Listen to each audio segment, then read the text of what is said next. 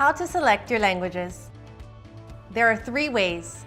This allows you to choose the most convenient method for you and your situation. The first way is, on the home screen, choose your 2 languages. Tap on the name of the language to get a list of other languages to choose from.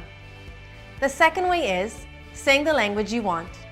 Press the mic button near the bottom of the touchscreen and simply say the language you want.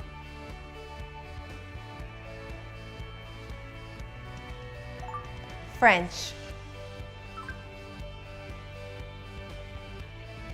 The third way is by selecting the nation's flag.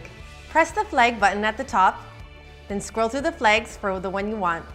This comes in handy when you meet someone and you're not quite sure what language they speak. They can choose the language by recognizing the flags. Again, use Pocketalk normally by holding down the talk button to activate the translator. Now that you've got so many different options, there's no reason why not to use Pocketalk all the time.